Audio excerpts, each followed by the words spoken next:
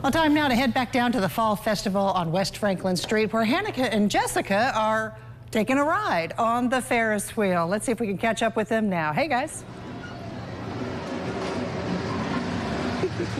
Shelly, what better way to get a look at the Fall Festival than from the skies? Okay, we are on the Ferris wheel right now, and we are joined by David Murphy, the 2024 Fall Festival chairman. Okay, and we've got a great view in the house. We're on our way back up right now, so you'll see it in just a second.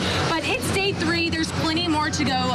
David, tell us, how is it going so far? So far, so good. Mother Nature is cooperating, and that's usually the first thing that we look at.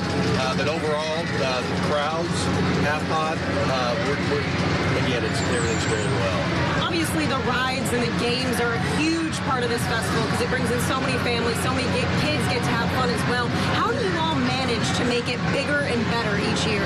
So you got to remember, this is our 103rd year doing this. We have 300 active members that do this, so we've done it quite a few times.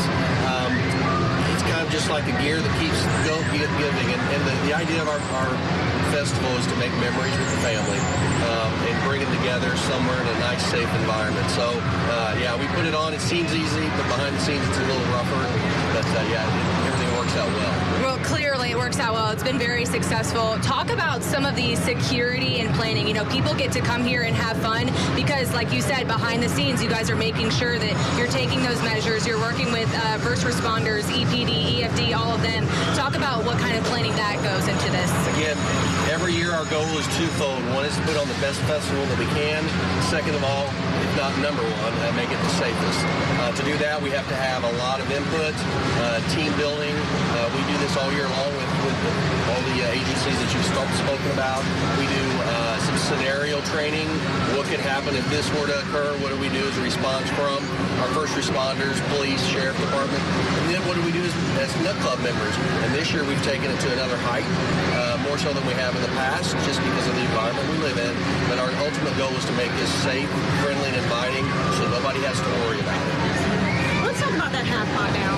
You guys have been doing this for so long, so I'm sure the answer may be no to this, but does it ever shock you how quickly it rises? So it seems slow, and I chaired this a few years ago during the COVID season when we didn't have the festival.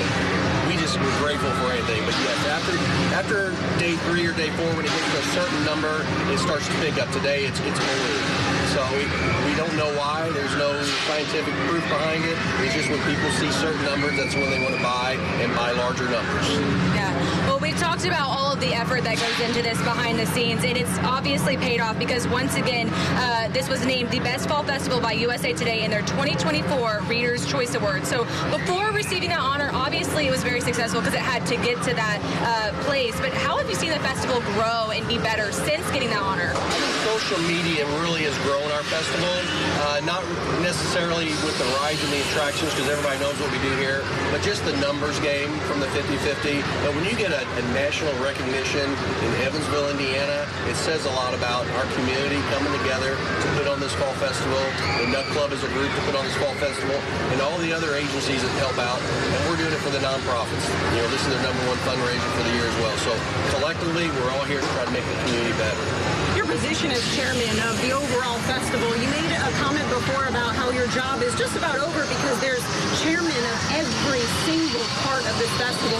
Talk about what it takes in terms of teamwork to get this truly together. Yeah, so we have 32 committees, and that's anywhere from the 50-50 committee to the parade committee to whatever. But we have 32 chairmen that I basically kind of wrap my arms around and help where I can. And by this time of the year, or this time of the week anyway, my job's kind of there to just help with whatever they need help.